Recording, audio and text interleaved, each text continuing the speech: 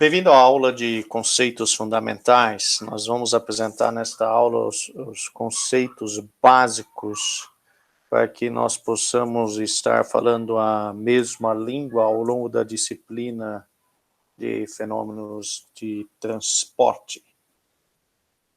Nós vamos primeiro apresentar fluido e as propriedades relacionadas aos fluidos.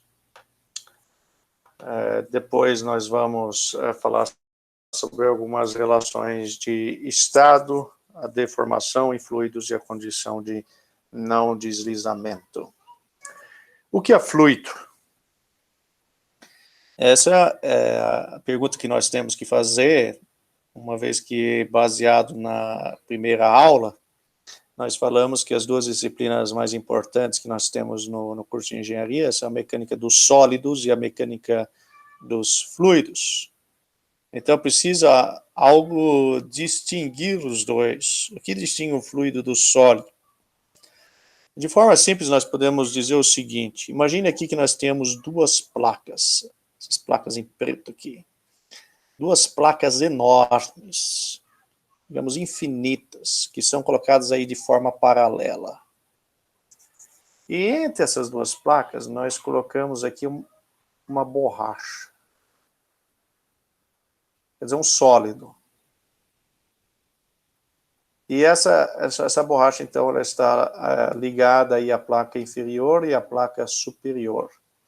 E aí nós aplicamos, então, a força F na placa superior, uma força que tangencia a face superior da borracha. O que vai acontecer com essa borracha? Ela vai se deformar. Ela vai adquirir uma nova posição, que é essa linha pontilhada aí. Então, no tempo zero, nós tínhamos que a borracha estava aí na posição da linha cheia. No tempo posterior, 1, a borracha está deformada e numa nova posição, na linha pontilhada. É interessante que, se não foi atingido o estado aí, limite do sólido, ele vai se deformar e vai continuar nessa nova posição. E se nós tirarmos a força F de ser aplicada aí na face superior dessa borracha, ela vai voltar para a sua posição inicial. Isso acontece, então, no sólido. Agora, imagine que entre essas duas placas planas aí, eu coloco um fluido, por exemplo, a água. Então, a água, e eu seleciono, assim, cuidadosamente aqui uma porção da água, aqui, representada aqui pela linha cheia. E então, da mesma forma aqui na borracha, eu aplico uma força F na placa superior, tangenciando a face superior dessa água aqui presente entre as duas placas. Então, no tempo zero, nós vamos ter a água na posição da linha cheia. No tempo posterior, 1, nós vamos ter nessa linha pontilhada mais espaçada. No tempo 2 depois, nós vamos ter numa nova posição. Ou seja, no fluido, enquanto você estiver aplicando uma força tangencial, uma força que nesse caso tangencia a face superior desse elemento aqui, a água, ele vai se deformar. Ele vai continuar se deformando. Ele não vai parar de se deformar como um sólido. Portanto, essa é a diferença entre um fluido e um sólido. Um fluido é uma substância que se deforma continuamente sob a ação de uma força tangencial, por menor que seja esta força. Aplicou uma força, ele vai se deformar e continuar se deformando no fluido. E no sólido?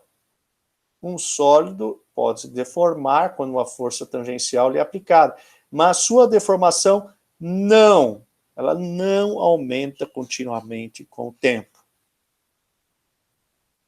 Portanto, estamos aí apresentados a um fluido e um sólido. Alguns anos atrás, nos anos acho que 60, o MIT fez alguns vídeos com relação à mecânica dos fluidos, e aqui nós temos um vídeo que ilustra exatamente aquilo. produced along a fine wire by periodic electrolysis of a glycerin water solution, show the typical Couette velocity distribution. A device using the Couette principle. Note vocês, nesse caso aparece o áudio aqui, né? Na sala de aula usualmente não aparece o áudio. Mas vocês observaram que ele reproduziu aqui o experimento entre duas placas planas, aquele do qual nós falamos, e foi inserida ali uma linha de corante, ele pintou ali uma porção. E enquanto estava sendo aplicada a força na placa superior, ou seja, ela estava em movimento, a placa superior, essa linha continua se deformando. Então essa é uma característica dos fluidos. Os fluidos, eles podem ser classificados em líquidos e gases.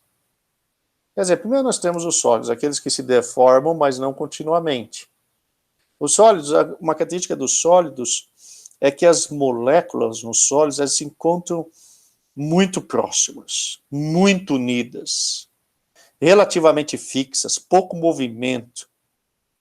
Usualmente a maior parte do movimento é vibracional. Daí, nos líquidos, nós temos essas partículas já um pouco mais distantes. Elas conseguem se movimentar entre si. E nos gases, então, elas estão, digamos, muito distantes quando comparadas ao líquidos ou sólidos. Elas podem se mover de forma totalmente aleatória. Não existem forças, digamos, de coesão entre duas partículas tão fortes quanto nos líquidos. Então, no líquido, por ele ter essas características, digamos, de um movimento relativo um pouco menor, e de ter uma força coesiva boa, importante entre as partículas, se você colocar um líquido no frasco, no recipiente, vai formar lá uma superfície livre, com uma certa tensão superficial, porque as partículas elas têm uma certa coesão ali na superfície. Já por outro lado, se você colocar um gás dentro de um recipiente e ele não for fechado, o gás sempre vai tentar ocupar todo o espaço que lhe é fornecido. Se tivesse uma tampa aí nesse recipiente do lado direito, ele ia ocupar todo esse recipiente. Então o gás ele sempre se expande preenchendo todo o espaço que está disponível, diferente do líquido.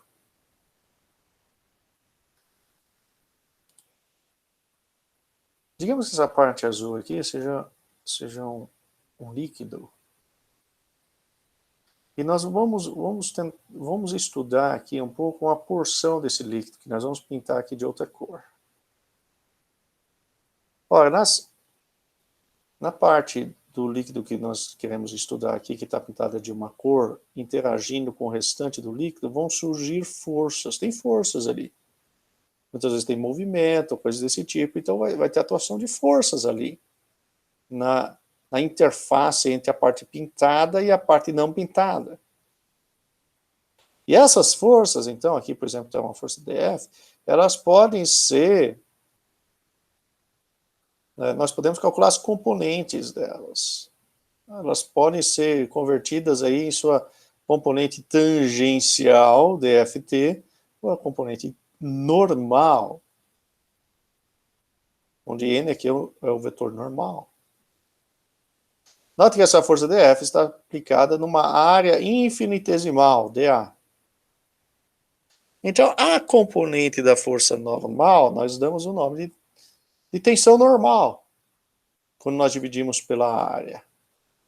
Sigma, tensão normal. A componente tangencial, nós damos o nome de tensão de cisalhamento, tensão tangencial, tal, quando dividida pela área. A unidade delas é clara, né? Newton por metro quadrado. Newton por metro quadrado. Aqui nós temos um exercício de encontrar essas componentes. Digamos aí que tem uma força aplicada de 26,5 meganewtons. E ela é distribuída de forma uniforme sobre uma área de 152 centímetros quadrados. Mas ela está agindo aí no ângulo de 42 graus com relação ao vetor normal. Nós podemos, então, calcular a tensão normal e a tensão tangencial. Olha, a tensão normal é a força normal dividida pela área. A força normal nada mais vai ser do que esse 26,5 meganewtons rebatido aí sobre o vetor normal, que seria, nesse caso, cosseno de 42. Isso dividido pela área, que é de 152 centímetros quadrados, portanto, multiplicar por 10 a menos 4, para converter em metro quadrado. Então, a tensão normal aqui é de menos 1.296 meganewton por metro quadrado. Já a componente tangencial, então, é simplesmente pegar e multiplicar pelo seno de 42, o que nos dá uma tensão tangencial de 1.167. Portanto, nós sempre vamos ter forças ali atuando nos elementos de fluido que nós vamos escolher para investigar. E essas podem ser, então, divididas em forças tangenciais e forças normais.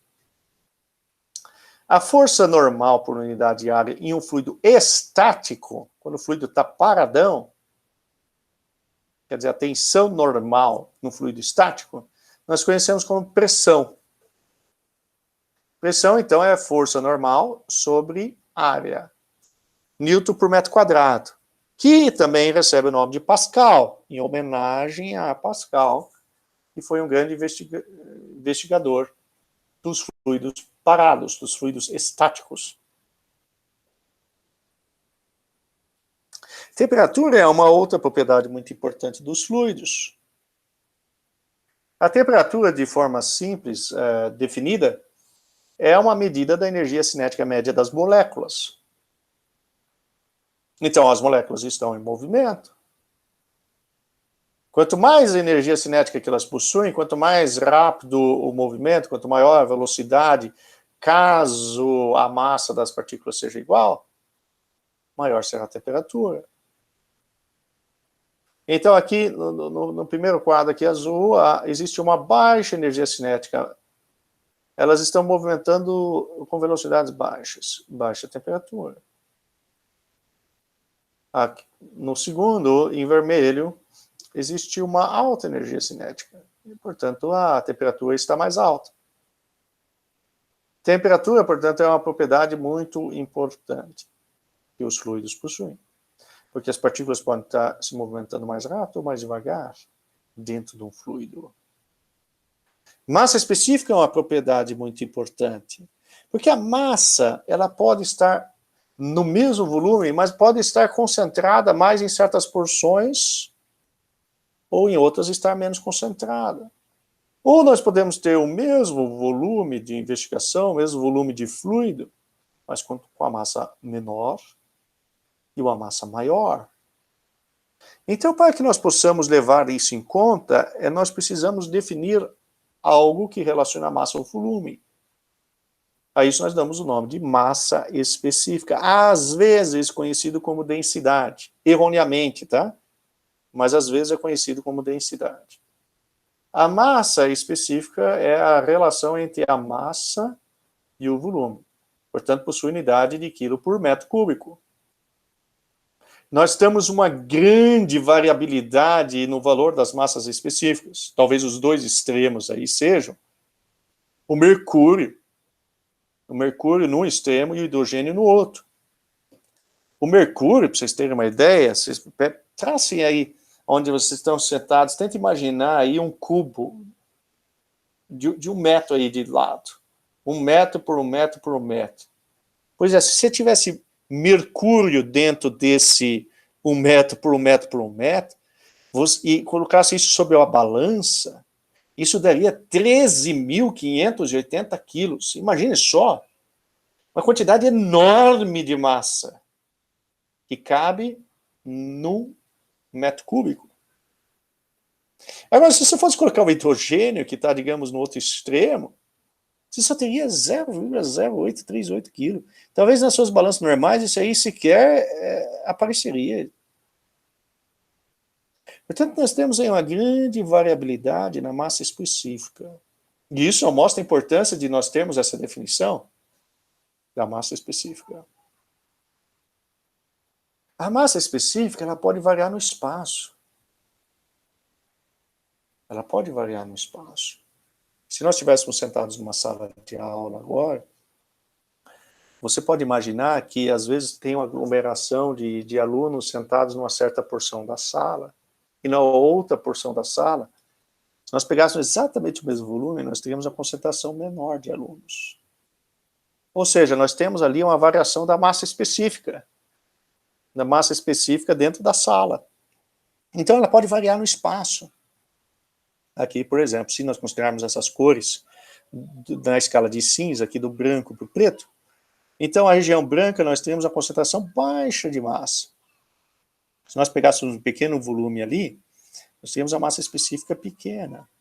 Já se nós fôssemos ali para a região preta, onde é uma alta concentração de massa, e pegássemos o mesmo volume ali, um cilindro ali vermelho, nós teríamos uma alta massa específica. Portanto, é importante nós definirmos a massa específica em termos infinitesimais, de m de v, massa específica.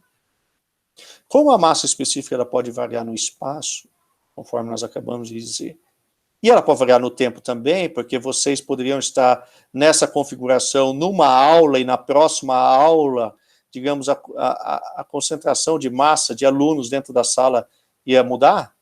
Então ela pode variar no tempo também. Essa, digamos, variação da massa específica no espaço e no tempo, x, y, z e t, nós damos o nome de campo de massa específica. Nós não temos somente campo de massa específica, nós podemos ter campo de qualquer coisa. Um campo de velocidade, ou seja, a velocidade, por exemplo, do ar no quarto que você está agora, variando no espaço e no tempo. Um campo de pressão, nós podemos ter. Um campo de temperatura, um campo de concentração, de qualquer coisa. Então, um campo é quando uma propriedade ela varia no espaço e no tempo.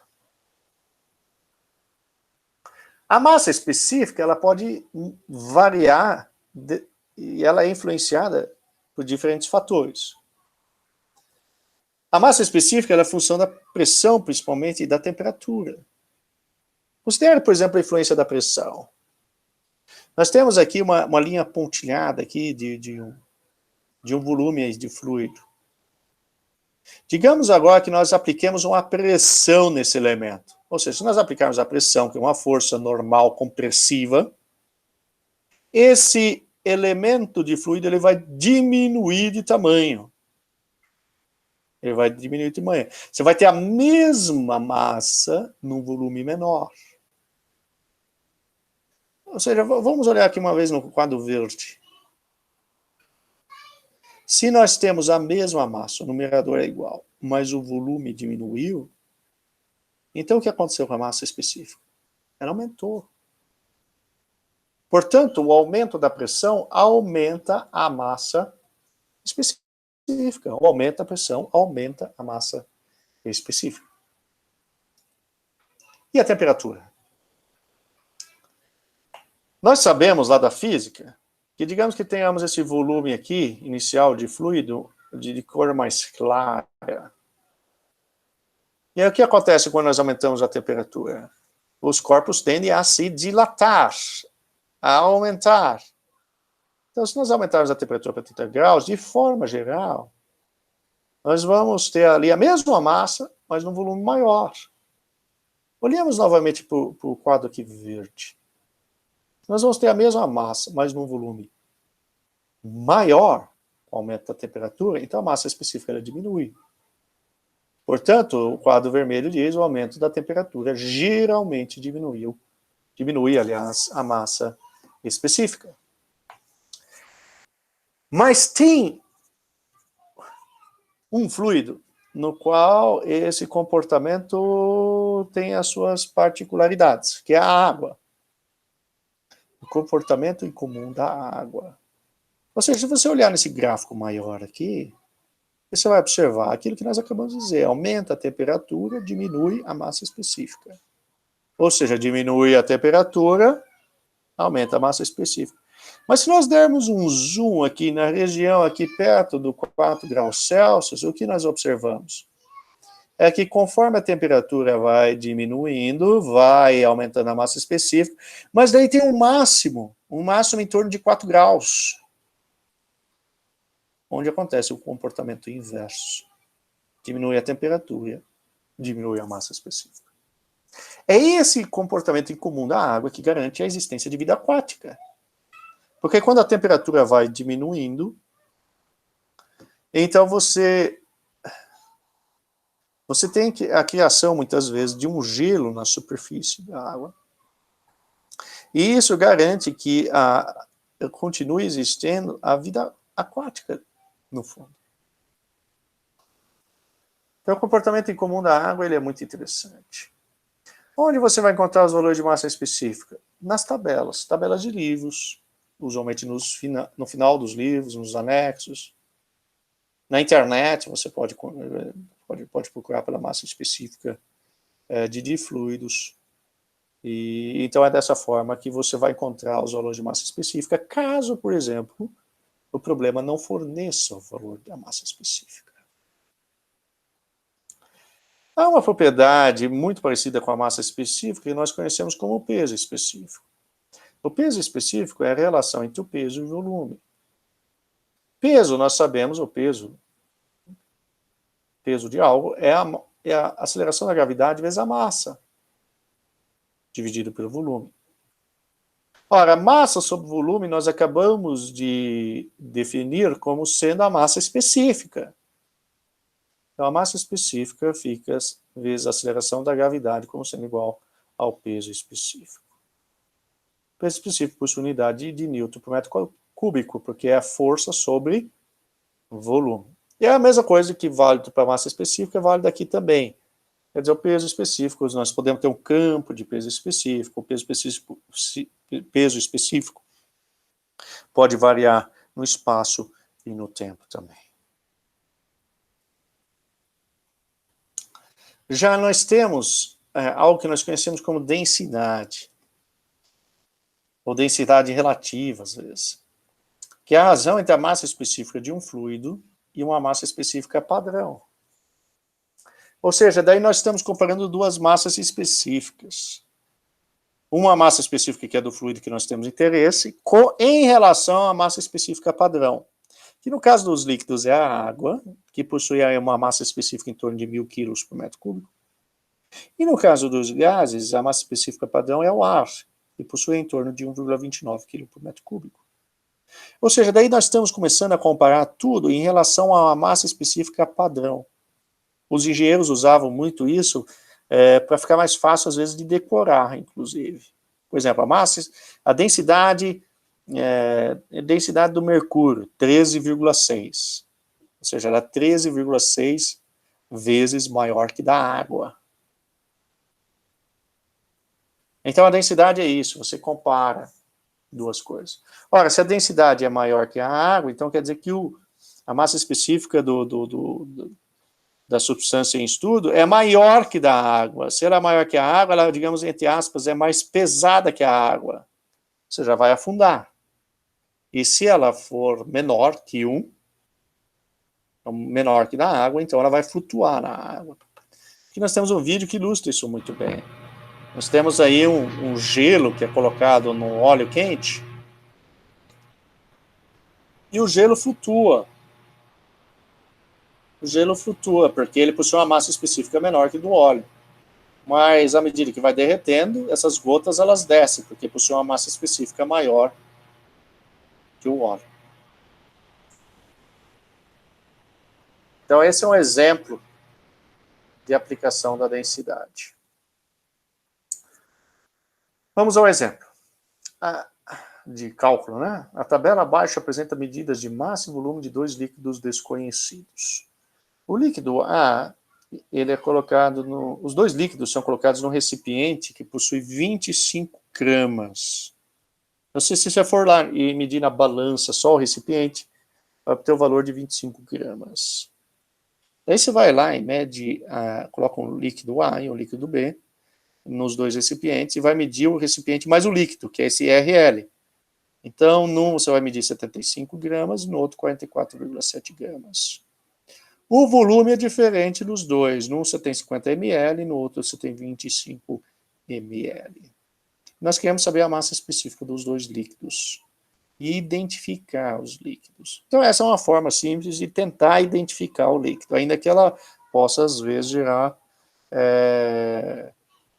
gerar uma certa confusão ainda. Nós já vamos mostrar o porquê. Para nós calcularmos a massa específica, nós temos que conhecer a massa só do líquido e o volume só do líquido. Tá, então, a massa do líquido vai ser do líquido A, né? Vai ser a massa do recipiente mais o líquido, que é de 75 gramas, menos a massa somente do recipiente. Isso dá 50 gramas. Quer dizer, nós temos 50 gramas do líquido A. Então, a massa específica do líquido A vai ser a massa de A, 50 gramas, dividido pelo volume de A, que é de 50 ml. Nós temos ali 50 ml. Isso vai dar 1 grama por ml, que é igual a 1.000 quilos por metro cúbico. Nós acabamos de ver que a água possui 1.000 quilos por metro cúbico. Então, o líquido A é a água. E o líquido B? O líquido B, nós temos ali massa do recipiente mais líquido, 44,7.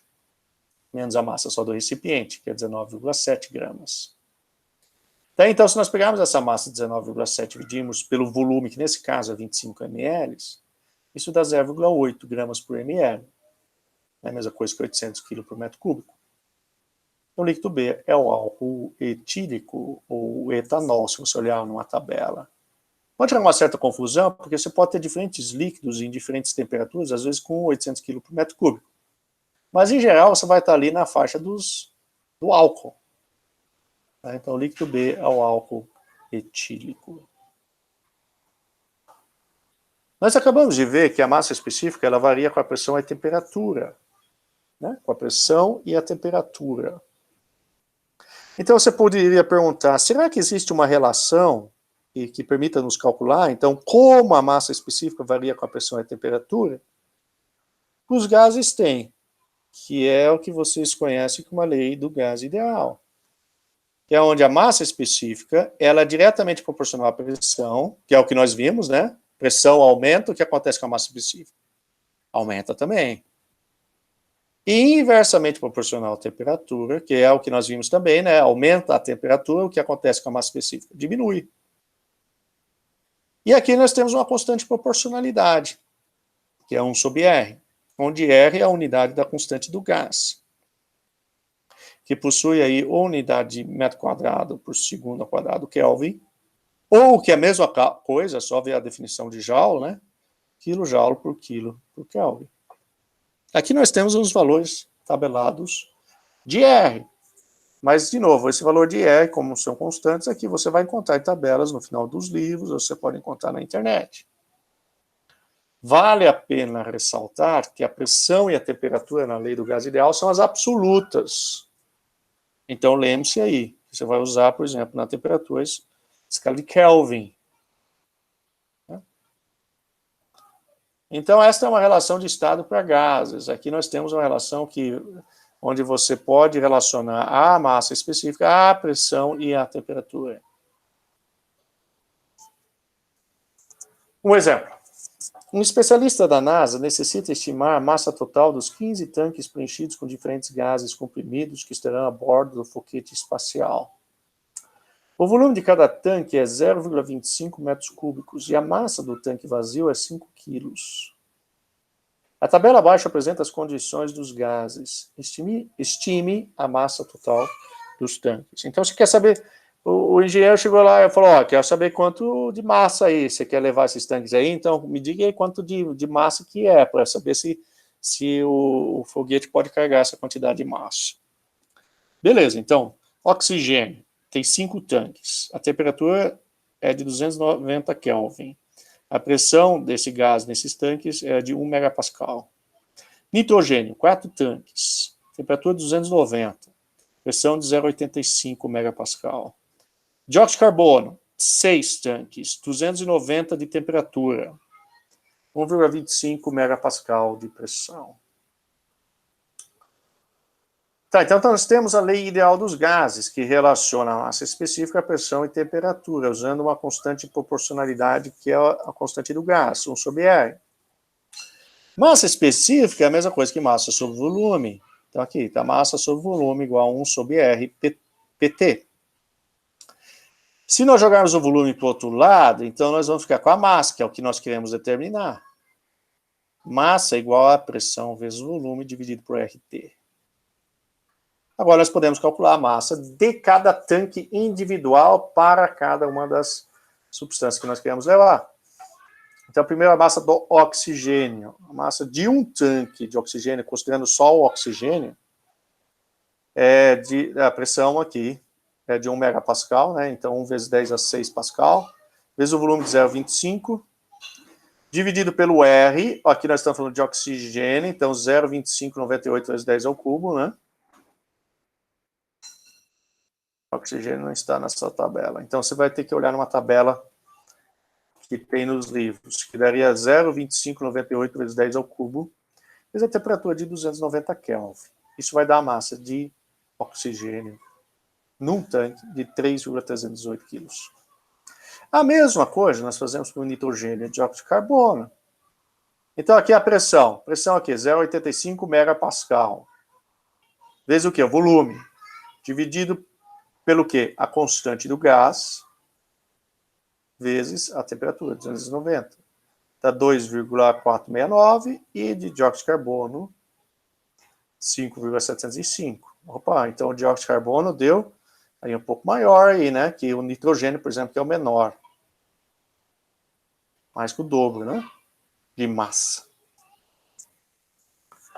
Então a massa total, que é aquilo que nós estamos interessados, vai ser o quê? Vai ser a massa dos tanques, que nós não consideramos nos cálculos anteriores. Nós temos 15 tanques, né? 15, é isso mesmo? 15. 4 e 6 dá 10, 10 mais 5, 15. 15 tanques, que possuem 5 quilos cada, então 15 vezes 5. Mais 5 tanques de oxigênio, que possuem uma massa 3,308, mais 4 tanques de nitrogênio, que 2,469, mais 6 tanques de dióxido de carbono, 5,705. Então, a massa total de 136 quilos. Essa é uma das formas de nós aplicarmos, então, a lei ideal dos gases, que relaciona, de novo, relaciona a massa específica, como a massa específica varia com pressão e temperatura. E para os líquidos, você diria, tem alguma coisa que, tem uma expressão como essa, a lei ideal dos líquidos? Não tem, não tem. Mas os líquidos, a massa específica, ela é mais ou menos constante. Na maior parte dos problemas, nós vamos considerar que a massa específica, ela é constante. Bem, os fluidos, eles vão se deformar devido à ação das forças normais e tangenciais, que nós apresentamos lá no início, lembra? E nós falamos que sempre que nós temos ali um elemento que nós escolhemos para investigar e tem fluido ao redor, nós vamos ter o surgimento ali de forças na interface que podem ser divididas nas suas componentes normal e tangencial. Portanto, beleza, então, essa ação dessas forças normais ou tangenciais vão deformar o fluido. Vão deformar o elemento que nós estamos investigando. E aí, então, nós vamos ter propriedades que permitam nos dizer quanto que vai deformar. No caso da ação das forças normais, nós vamos ter aí a definição do modo de elasticidade volumétrica, o B, que é, então, a razão entre a mudança da pressão, né, força normal, pressão, e a mudança relativa da massa específica. Então, B é dP sobre a mudança relativa da massa específica, d ρ, que é a mesma coisa de escrever igual a menos dP dV sobre V. Tá, então, esse é o modo de elasticidade volumétrica. Quer dizer, quando você tem a ação da força normal, ele vai, que é a pressão, tem a ação da pressão, ele vai reduzir de tamanho e isso vai mudar a massa específica. O modo de elasticidade volumétrica vai relacionar esses dois. Note que no denominador aqui nós temos o número adimensional, massa específica dividida por massa específica. Então, no numerador nós temos unidade de pressão, portanto, a unidade do módulo de elasticidade volumétrica é a mesma de pressão, Newton por metro quadrado, ou Pascal.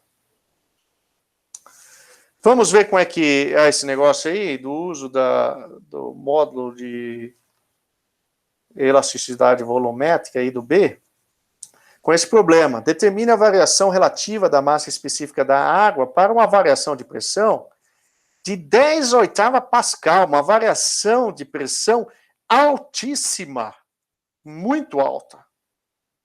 Seria a mesma coisa de você descer 10 quilômetros dentro da água.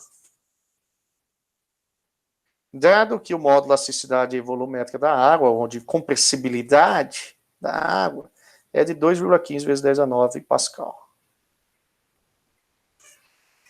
Então, nós sabemos que o módulo de elasticidade B igual a ΔP dividido por Δρ sobre ρ. Nós queremos saber a mudança relativa da massa específica. Então, nós queremos saber o Δρ sobre ρ. Isolamos ele, passamos para o lado esquerdo, passamos o B para o lado direito, que é ΔP sobre B. O ΔP é 10/8, o B é 2,15 vezes 10 a 9.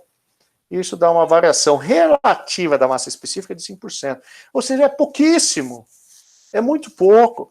Você está dando uma baita de uma variação de pressão de 10/8 e a massa específica está variando em 5%. Por isso que muitas vezes nós consideramos a massa específica da água constante. E no ar? Determine a variação relativa da massa específica do ar para ΔP igual a 10⁴ Pascal. Ou seja, é como se subisse 800 metros no ar. 800 metros de altitude, subisse uma montanha de 800 metros. Dado que o módulo de elasticidade volumétrica do ar é de 1,4 vezes 10 a 5 Pascal. Então fica B é igual a ΔP sobre Δρ sobre ρ. De novo, nós queremos saber Δρ sobre ρ, que é igual a ΔP sobre B. A variação de pressão é de 10⁴, a massa, aliás, B é 1,4 vezes 10 a 5. Isso dá uma variação aí na massa específica de 7%, que de novo é pequena. Ainda que os gases, né, como o ar, são considerados mais compressíveis. Mas é pequena. Você usualmente não vai ter prédios que você vai construir como engenheiro civil, onde você vai ter variações de altitude tão grande assim. Então você não vai ter uma variação de massa específica tão grande. Por isso que muitas vezes nós consideramos a massa específica dos gases também constante na área de engenharia civil e ambiental. Então nós já descobrimos agora como os fluidos se deformam devido à ação de forças normais. E o que dizer as forças tangenciais? Como os fluidos se deformam sob a ação das forças tangenciais? Por isso nós temos o conceito de viscosidade. Vamos voltar ao nosso velho problema aqui de duas placas? Colocamos aí um fluido no meio de duas placas planas. A placa inferior paradona, a placa superior se movimentando com uma certa velocidade ΔU. Olha, se nós desenharmos uma linha aqui, uma linha inicial antes do começo do movimento, nós vamos ter aqui essa posição inicial. Depois de um certo intervalo de tempo, nós vamos ter que o fluido ele se deforma. Então ele vai estar nessa nova linha pontilhada aqui. E nós vamos ter aí um certo ângulo de deformação, Δθ1. Ótimo. Então nesse meio período aí, como a placa superior está andando com velocidade ΔU, nesse certo intervalo de tempo, nós vamos ter um deslocamento aqui da placa de ΔL1. E as duas placas aqui estão distanciadas em ΔY entre si. Então nós temos aí uma hipótese. Nós temos uma hipótese de que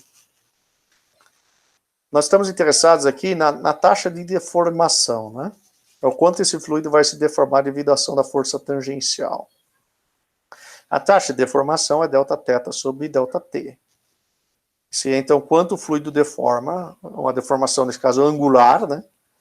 Um certo intervalo de tempo. Nossa hipótese é que ao invés de nós medirmos ângulo, que não convenhamos, não é uma coisa interessante você medir ângulo de deformação dentro de um líquido, escoando. Ao invés de nós medirmos isso, nós medirmos, então, o ΔU sobre ΔY, que é muito mais fácil. Medir a velocidade da placa superior e a distância entre as duas placas é muito mais fácil. Então, comecemos com essa hipótese. Vamos tentar chegar nisso. A taxa de deformação, TD, é igual a Δθ sobre ΔT. Então, essa é a nossa taxa de deformação. Nós sabemos que a tangente de Δθ é igual a ΔL sobre ΔY, né? Pega o Δθ aqui na figura. Tangente Δθ é igual a ΔL dividido por ΔY. Mas, para pequenos ângulos, a tangente de um pequeno ângulo é igual ao próprio ângulo. Joga uma vez na sua calculadora, pega um ângulo bem pequeno, em radianos, jogue lá e calcule a tangente desse pequeno ângulo. É a mesma coisa. Não tem diferença. Então, onde nós temos escrito no azul tangente de Δθ, nós podemos escrever agora Δθ. Ah, mas aparece o ΔL ali ainda. Ah, mas nós sabemos que a velocidade é igual ao deslocamento sobre tempo, ΔL sobre ΔT. Portanto, o ΔL é igual a ΔU vezes ΔT. Que nós podemos substituir lá em cima também. Então fica o seguinte agora. Δθ é igual a ΔU vezes ΔT sobre ΔY. Nós que estamos interessados na taxa de deformação, né? Então, passamos ΔT dividindo. Fica Δθ sobre ΔT igual a ΔU sobre ΔY. Se nós fizermos o y tender a zero, ou o tempo tender a zero, nós vamos ficar com que a derivada do ângulo em relação ao tempo é igual a du dy, que é onde nós queríamos chegar, na verdade. É a nossa hipótese inicial. Então, nós acabamos de mostrar isso, que a taxa de deformação do ângulo é igual a du dy. Ótimo. Então, tem fluidos onde essa tensão tangencial, lembre-se que nós estamos fazendo tudo isso para mostrar como os fluidos se deformam devido à ação de forças tangenciais. Então, a tensão tangencial tal aqui, ela é diretamente proporcional à taxa de deformação, ou seja, du dy. Então, se nós temos essa proporcionalidade aqui, nós podemos substituir por uma igualdade, adicionando uma constante de proporcionalidade, que é esse μ aqui. E nós damos um nome para ele, viscosidade. Viscosidade dinâmica. Então, os fluidos nos quais existe essa relação aqui, onde a tensão de cisalhamento, a tensão tangencial, ela é diretamente proporcional à taxa de deformação, são conhecidos como fluidos newtonianos. Nós podemos ver isso no gráfico aqui, né? No eixo Y nós temos a taxa de deformação, dθ dt, ou que seria a mesma coisa escrever du dy. E no eixo Y aqui nós temos a tensão. Então, nos fluidos newtonianos, essa relação é diretamente proporcional.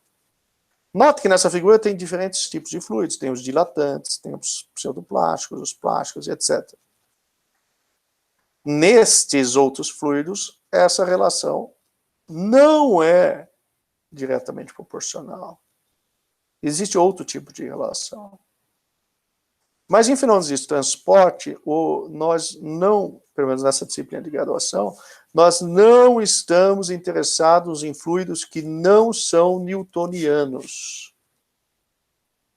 Portanto, para nós ficamos satisfeitos com essa relação. A área que investiga esses fluidos não newtonianos é a reologia. É lá, então, que o pessoal se dedica a investigar essas outras relações. Para nossa sorte, a maior parte dos fluidos que nós, como engenheiros, vamos encontrar, eles são fluidos newtonianos. A água, ar, óleo, todos são fluidos newtonianos. Finalmente, gostaria de terminar essa aula com a condição de não deslizamento. Se você tem um fluido ali escoando bonitinho, sem nenhuma fronteira, imagina um fluido escoando longe de qualquer fronteira. Ele vai ter ali um perfil de velocidade mais ou menos uniforme. Aí, de repente, ele encontra uma placa. Digamos o solo. Ele encontra o solo. Ele encontra alguma fronteira no fundo. O que vai acontecer? O que vai acontecer é que as partículas do fluido junto à placa está paradona, as partículas de fluido junto à placa, elas vão ter a mesma velocidade da placa.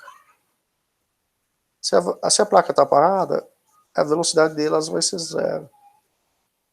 Então você vai ter uma região de ajuste desse perfil de velocidade. Porque aqui ela vai ser zero, mais longe ela vinha com uma certa velocidade v. Então essa região de ajuste aqui desse perfil de velocidade, onde a velocidade varia do zero para mais ou menos o valor que possuía antes de v, é conhecido como camada limite de velocidade. Camada limite de velocidade. Mas nós estamos aqui mais interessados nessa condição aqui de não deslizamento, que é observada experimentalmente. Então essa condição de não deslizamento é a condição na qual o fluido adquire a velocidade da fronteira. Isto é, a velocidade do fluido, daquelas partículas que estão junto da fronteira sólida, possuem a mesma velocidade da fronteira sólida.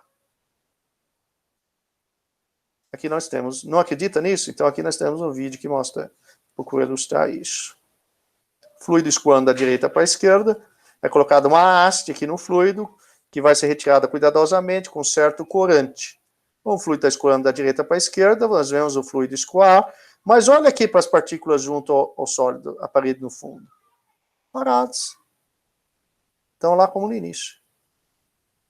Essa é a condição de não deslizamento. Bem, é isso com relação aos conceitos fundamentais. Espero que vocês tenham bons estudos e que Deus abençoe vocês. Grande abraço.